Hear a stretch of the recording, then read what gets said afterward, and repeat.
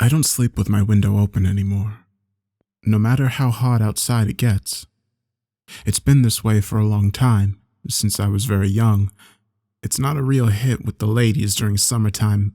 People usually recommend air conditioners, and I usually go with the prospect when I have company. But when it's in, I don't sleep well at all because I can only imagine how easy it would be for anyone to bypass them. There is a single perk to an AC though.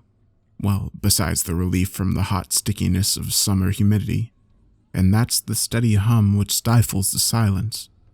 I don't like the silence, you see.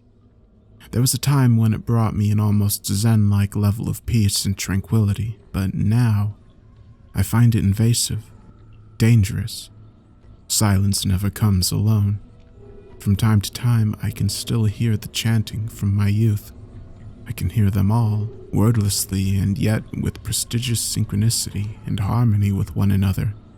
Their conjoined voices echo out from the woods like the gentle and yet threatening breeze that precedes a violent hailstorm. Rhythmic yet senseless. It never went away.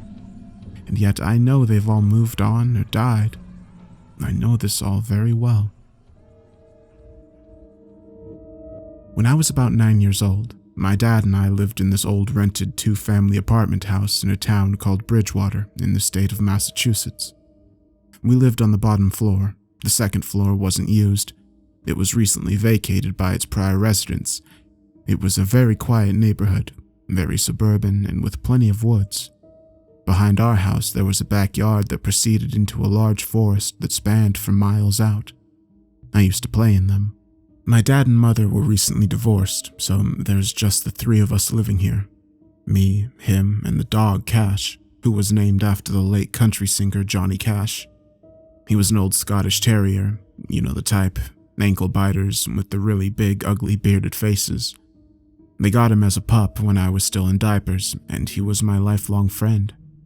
He may have been something of an idiot, but at the time, he was all I had. I cried and cried when Mom tried to take him. In the end, he was left in my father's care for my sake. Cash and I would spend a lot of time playing in the woods. When you're young, your imagination is a very powerful thing, and the woods had an almost magic quality in terms of supplementation for my imagination. I would play army, build forts, climb trees. One time me and Cash traveled in so far that I actually got lost. We were losing daylight as it was October, and the light was fading at a much faster rate. I began to panic, afraid I'd be trapped out here in the pitch black. As we walked around, frantic for landmarks, anything familiar, that's when I saw it. The clearing with a large rock in the center. It wasn't exactly uncommon to see graffiti and vandalism in the woods. A public forest is known quite well for trees with messages carved into them.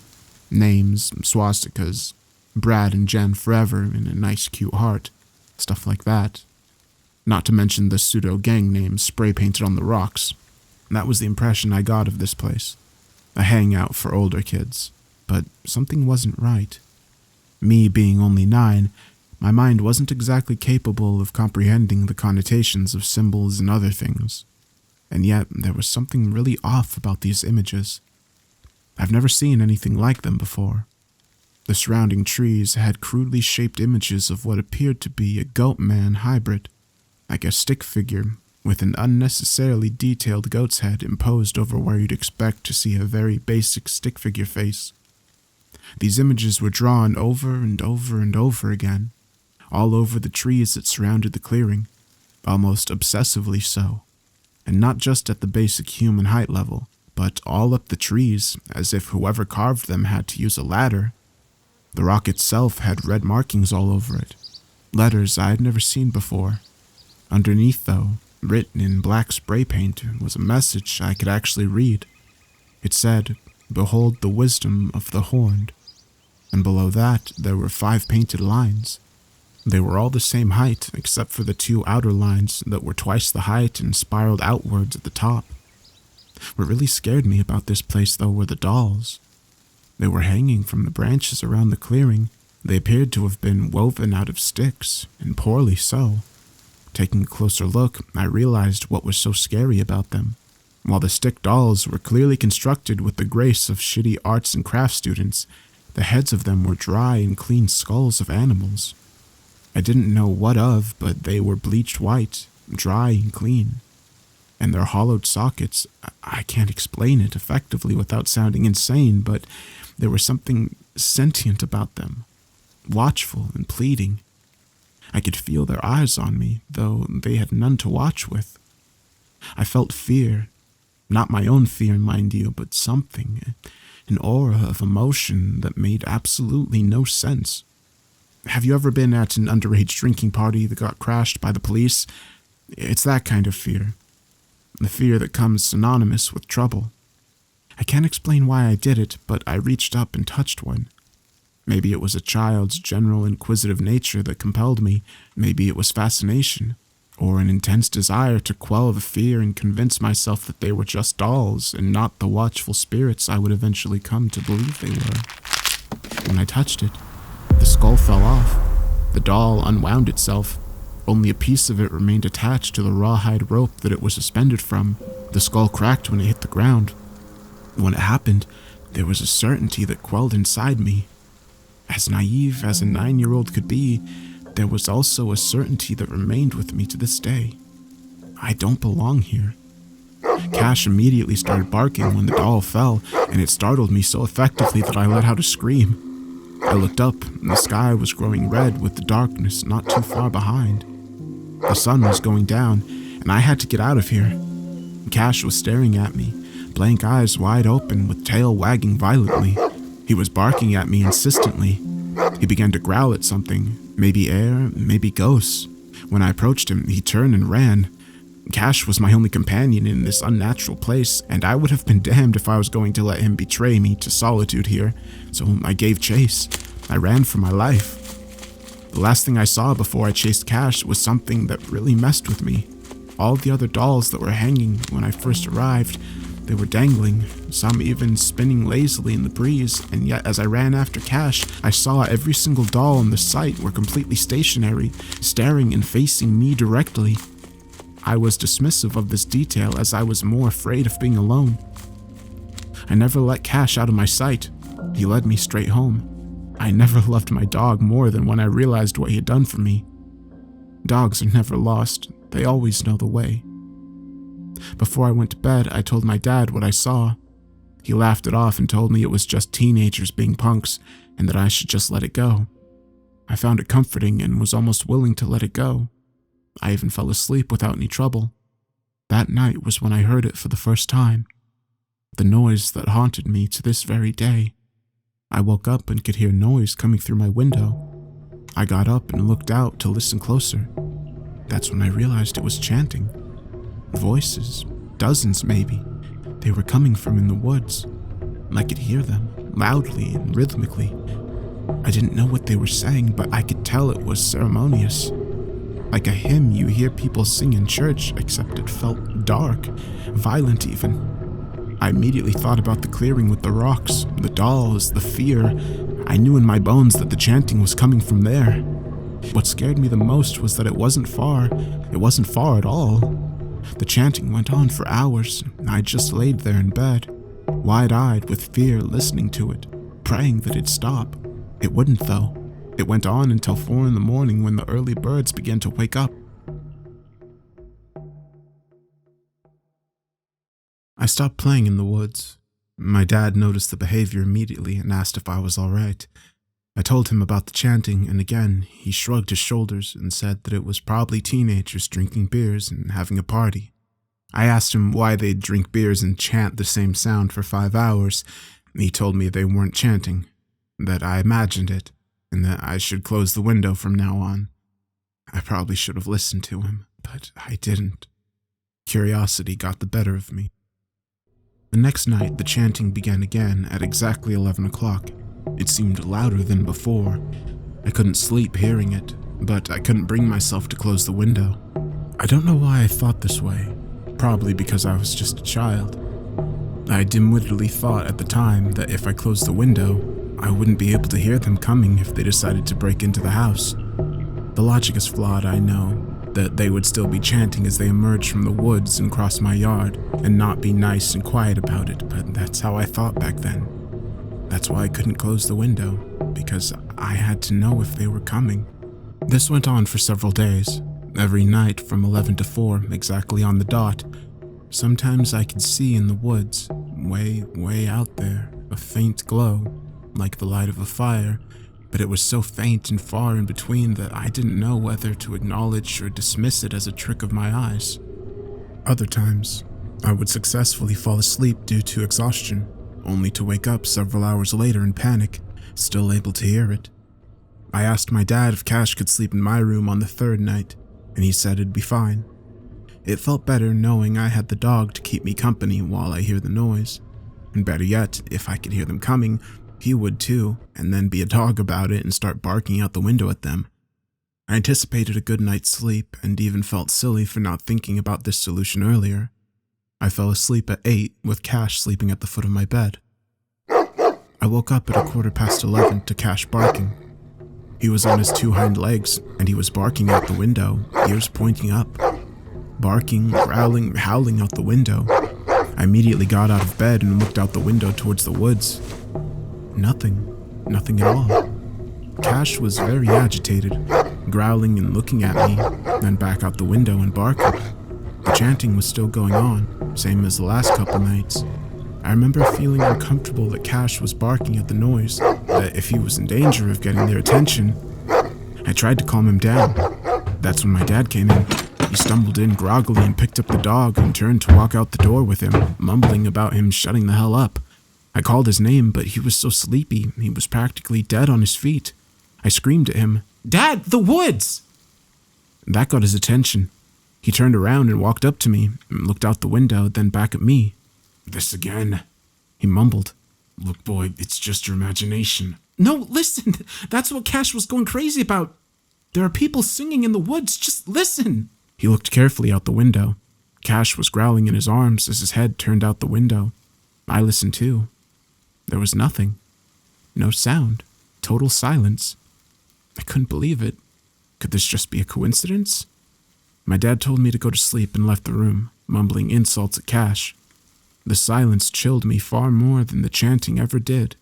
At least when they were singing their malicious hymns, there was at least a sense of distance between them and me. But now, I know they're out there, but I don't know where.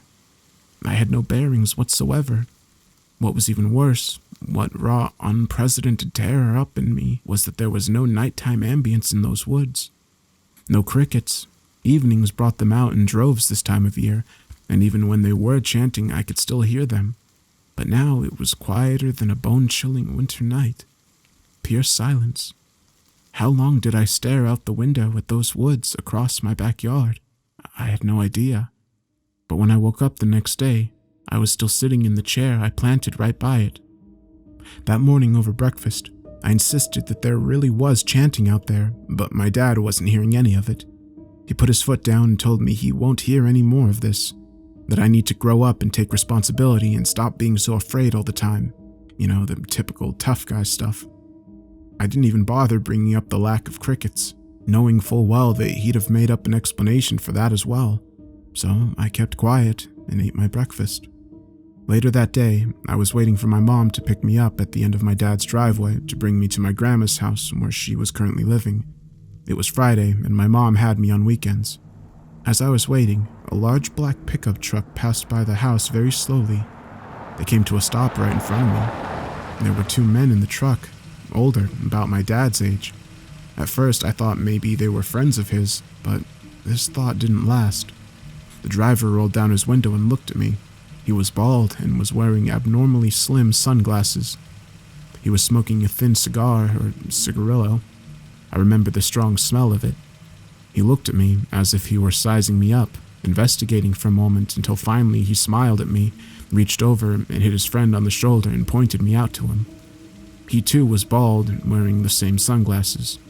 They said something to each other, and the driver looked back at me with a terrible smile and drove away, waving slowly at me as he did so.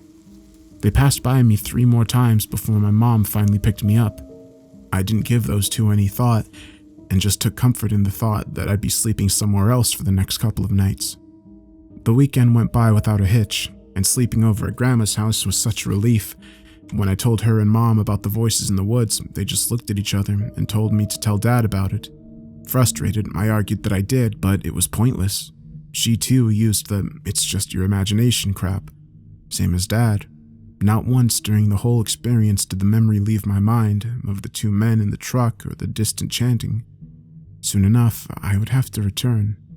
Sunday night came along and I was dragged back off to my dad's house, where I would spend the whole day dreading the inevitable nightfall, dreading the answer of whether or not I would hear the chanting in the woods, hear the strange people sing their dark songs in unison.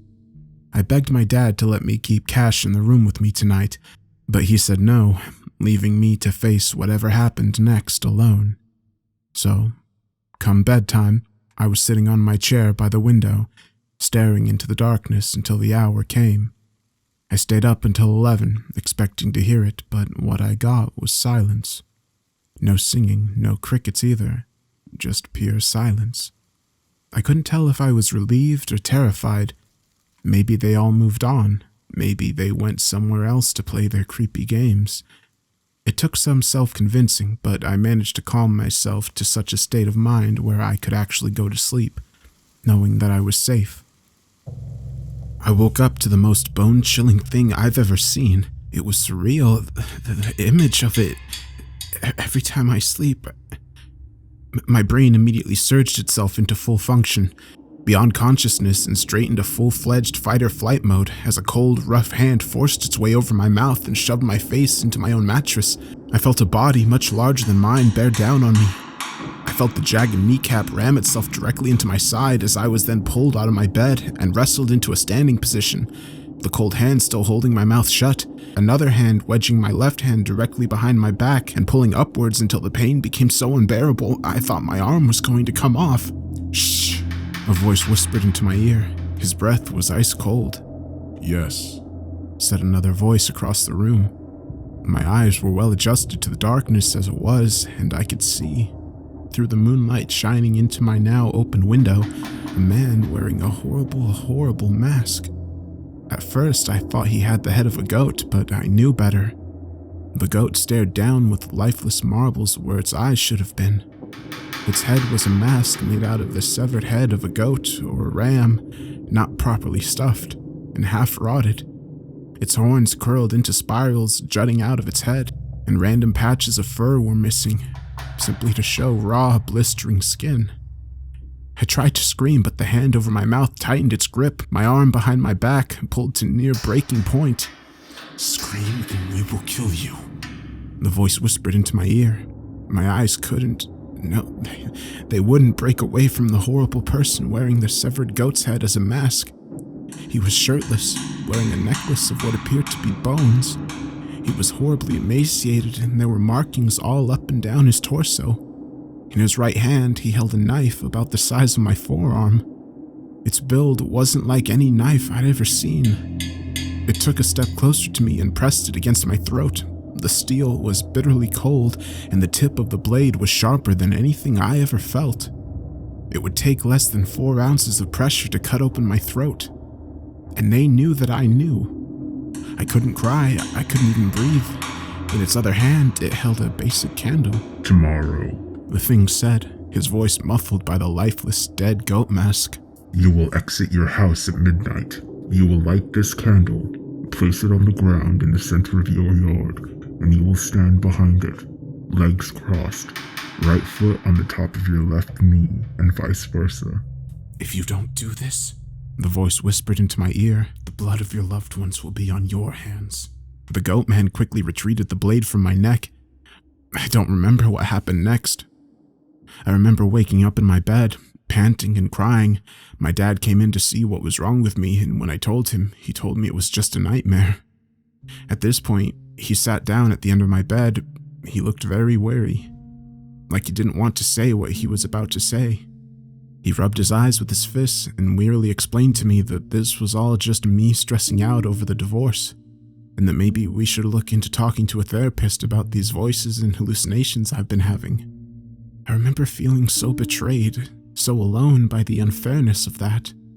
I argued with him that everything I was seeing and hearing was true, but it was too late. He and Mom talked it out, my behavior, my claims. They think I was losing my shit over the divorce. Their minds were made up. Nothing I could have said would have convinced them otherwise. And of course, in hindsight, it only made perfect sense. Would you believe a 9-year-old when they said they were hearing voices? I was silent the whole day. Cash sat with me in my room as I wasted the daylight playing video games. I didn't speak to my old man, not once. I could see the weary look on his face when he'd walk by my room, but he didn't want to press the issue. He just looked as defeated as I was. He spent most of his time on the phone.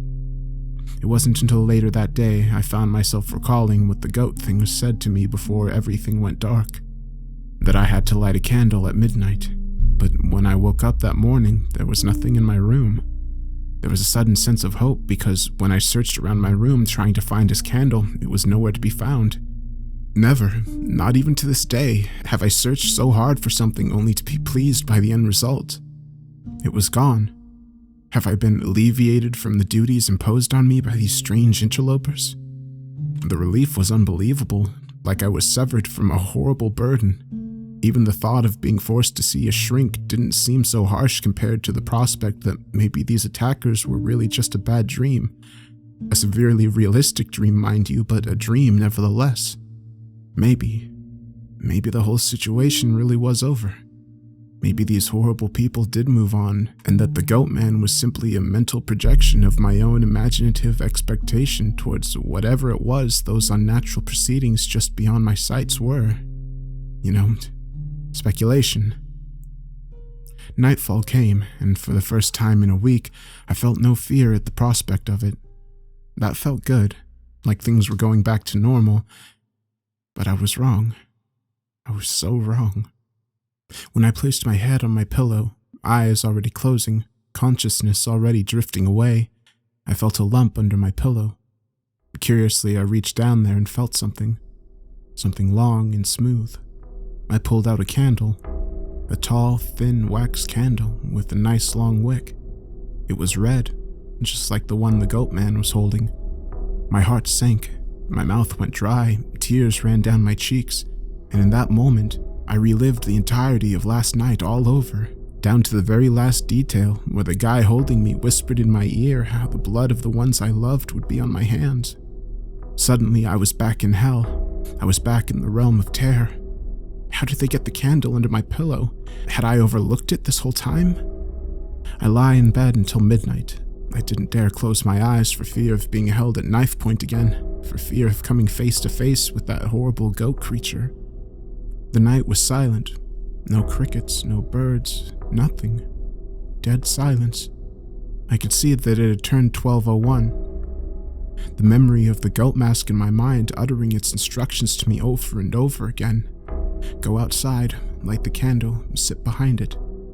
Do it, or the blood of my loved ones will be on my hands. At the time, I didn't know what it meant to have blood on your hands. The following day, I would learn exactly what it meant. Around 10 minutes in, I mustered up the courage to walk over to my window and look out. What I saw choked me on the spot. Side by side at the entrance of the woods, I saw men, shadowed by the night, standing side by side. There must have been 20 of them. None of them were saying anything. They were all dead silent, and I could feel their eyes on me. It was just as strong as when I felt the eyes of the dolls on me back at their site. In a way, they felt like the same presence, the same intelligence. I can't explain, and then I saw him. The goatman, or rather the silhouette of him, standing in the center of the figures.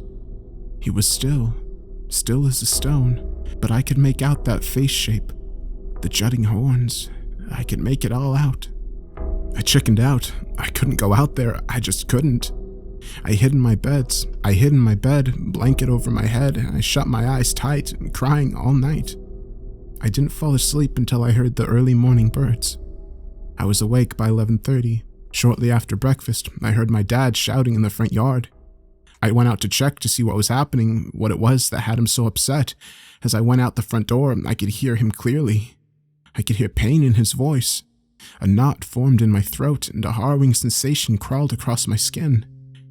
I was not ready to learn about the events that transpired, and that was truly the scariest part. The moment before actualization.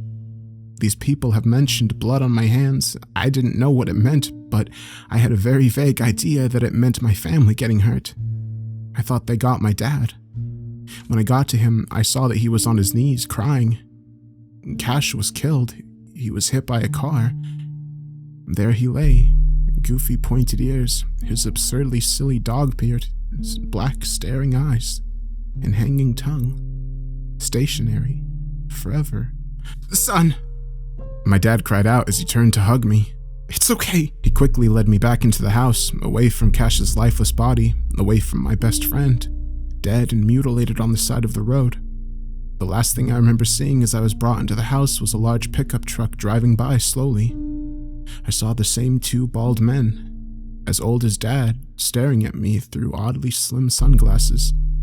I saw blood on their front right tire. I saw the driver point directly at me. Cash's death was my fault. As I said it out loud, my dad held me tight and said with stone-cold certainty that it wasn't my fault, that sometimes these things happen.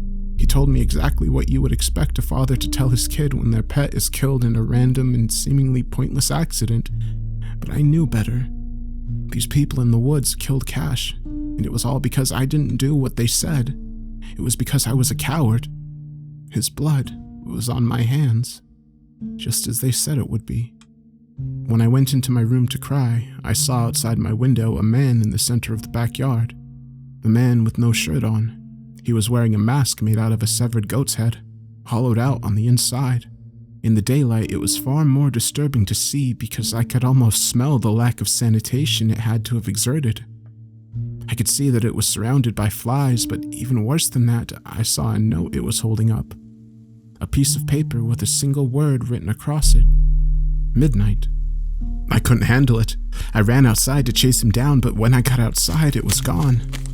My hate and anger somehow superseded my guilt and sadness because I ran far into the woods before realizing that this time, if I got lost, I wouldn't have Cash to lead me back to my house. I would be all alone. No, I would have whatever was in here with me. I could feel eyes in here. I could feel eyes everywhere. My every move was being watched from the autumn canopy. The bushes just yards away. I knew I was surrounded in here. And as my senses became more clear from the adrenaline-fueled rage I was experiencing, I realized that it was getting stronger by the minute. Then I noticed the smell, the stench. At the time, I thought it smelled like bad milk or bologna left in the refrigerator for far too long. It was strong, too strong. My eyes began to water and I could feel my stomach begin to turn. How could a smell be so painful to endure?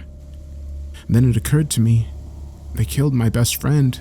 There was only one more life they could take, my dad's. The presence became stronger, and I could hear whispering in the wind. The smell grew more powerful with every breath. Any second, I was certain I would be overwhelmed by God knows what. I realized that if I didn't do what they demanded of me, I would be taken here, and now, what could I have done? I shook my head and began to cry. "Okay, I'll do it." The relief was instantaneous. The woods became brighter, the smell gone, the feeling of being watched replaced by what could only be described as serene. The forest went from a den of unspeakable terror to a place of, well, it was just the woods again, just as it always was. I came back home and helped my dad dig Cash's grave. We said our goodbyes and buried him. He made a cute dog bone-shaped tombstone out of our leftover wood from his old workshop, and that was that. My mom came over that day, and we all went out to dinner. The food was the best I ever had. We gave Cash a little toast, and that was that.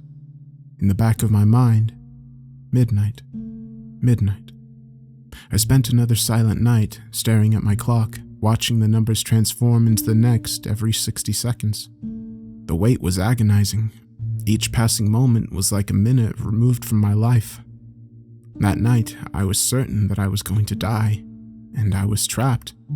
They would have killed my parents if I tried anything. Killing Cash made that entirely too clear to me.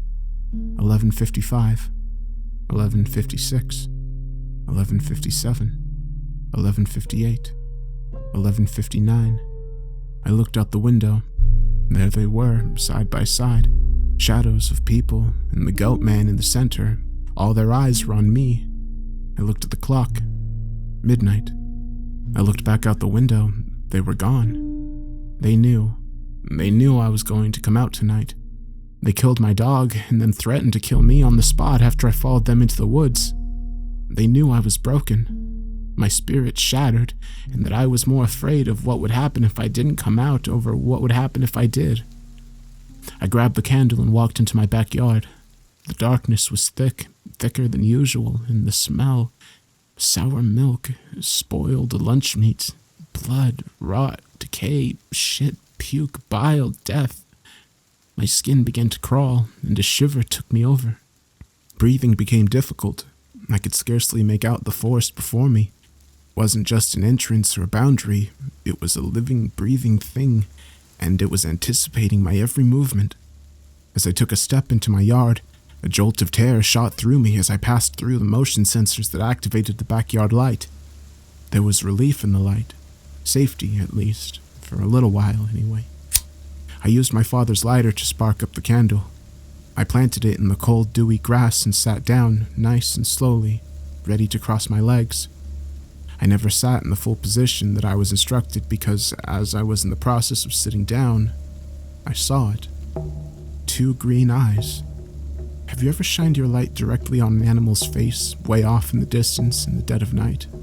At a distance where it was too far away to make out what it looks like, but not far enough for their eyes to not catch and reflect the light?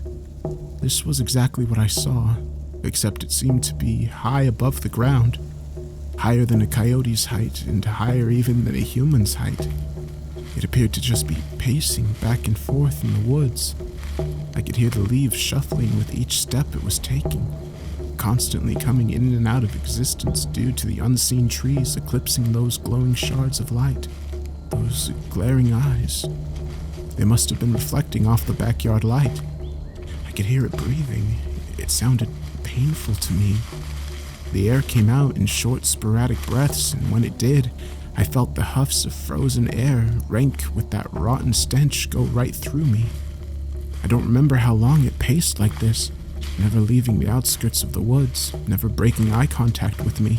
Every now and then, it would stop and lower, closer to the ground, until its eyes were level with mine. It would remain in that position, like a cat low to the ground, prepping to pounce its prey. It would only stay in this position for 10 seconds at a time before it would rise back up and pace more. After it did this several times, I realized something was stopping it. The light. I was dumbstruck, frozen in place. My throat was so tight, the air was barely getting in me, barely getting out of me. There was a powerful sense etched within my soul that any sudden movement would have sent this unspeakable thing into a frenzy at me, light or not. I didn't know if it was going to outright kill me here in the backyard or if it was going to drag me into the woods and eat me alive there. I didn't know what the relationship was between this and the psychopaths that ordered me out here. What I did know was that with each moment it wasn't getting me, it was getting madder. I couldn't let it get me. I couldn't let it take me away. Theoretically, I was safe in the light, except the thing was that this motion sensor light ran on a timer.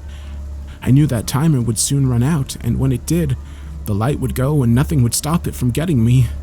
With all my courage, all my willpower, I forced myself to stand up, letting out a hoarse breath. The eyes immediately stopped moving when it saw me stand. I couldn't tell you for certain, but I was almost positive they narrowed. The prospect of me escaping infuriated it to such a level that it began to stalk towards me. I could tell it was moving forward, threateningly, showing a willingness to brave the light. I took a step back, and when I did, it took a swift step forward. I could almost see its shape. Tall, thin, bony, too dark to distinguish any specific features, except, well, it had horns. Large, curled, spiral-like horns, or at least it looked like it did. I don't remember running back to the house. I don't remember making it inside. I don't remember anything after the point where the light shut off. It was sudden, as if death caught me. The timer was up. The light shut down and enveloped me in darkness, and I recall hearing it scream. It sounded like a child denied its toy, or was that me? When the light died, I ran. It was hours later when I came to my senses. My dad was holding me. My mom was there too. I was crying. Later, they would tell me I was screaming, "Don't let it get me," over and over. Don't let it get me. I don't remember myself. I never saw that creature again. I never saw the man with the goat mask again. The two old men in the pickup truck, I never saw them again either. From that day forward, I always slept with the window shut. The next day, my dad and my mom took me outside to explain that nothing had happened. We saw displaced grass mixed with mud. We even saw gore marks on the trees. I thought it would be evidence enough to plead my case, but it wasn't. My dad immediately laughed at me, telling me he figured the whole thing out. I had an encounter with a deer. Those markings in the tree were from antlers, and it charged at me because it felt threatened. This was such a convenient explanation that I fucking wish to God it was the truth, but I knew otherwise. Several weeks later, I heard that there was a missing persons search that took place in those woods, but I myself hadn't seen or heard anything at the time. My dad and my therapist insist that this knowledge would only enable my tendencies as a schizophrenic, so they stopped me from looking into it. Yes, I was diagnosed with paranoid schizophrenia. They said it was triggered due to the stress of my inability to cope with the divorce. They told me that I had retracted into a delusion because I felt responsible for my family's collapse, and that my youthful and undeveloped mind couldn't process the guilt properly, that these cultists and their beasts were just agents of personal symbolism, or something like that. For a while, I believed everything they told me. The lies felt safe. The lies were comfortable. Several years later, they would tell me that I had made a full recovery. It was an easy process since I never had another encounter again. At that point in time, I was so angry, I just told them what they wanted to hear. When I became old enough, I severed all ties with my parents and moved out of state. Once I was on my own, I looked into the town's archives and researched as much information as I could about that era when I was 9. The missing persons report. The manhunt in those woods lasted several days, and all they found was one man. He was torn apart, his limbs removed, his organs missing. They found that he was wearing a peculiar mask, the head of a ram, but its innards were carefully carved and hollowed to fit over a human's head. When they removed the helmet, they said that he had died with an expression of absolute horror. I took pleasure in that. I would like to believe that these men were the cultists, that they were attempting to appease some unseen, unnamed god, a god that absolutely should not have existed, a god that had no right to walk among man, and that during their attempt to appease it, I had botched their ritual by breaking an important piece of the process, the doll, and in their attempt to salvage it, they forced me into offering myself up as a sacrifice to it. But its failure to do whatever it was going to do to me that night destroyed the whole operation. I would prefer to believe that, in the name of vengeance, this angry thing turned on its own worshippers, killing them and dragging them back to wherever it came from. It's the only thing that makes sense to me. There's just one thing I still couldn't figure out. Why is it that no matter where I go, when I'm all alone, in quiet places, in the dead of night, why can I still hear them chanting that unholy sermon that I heard so long ago in the woods when I was 9?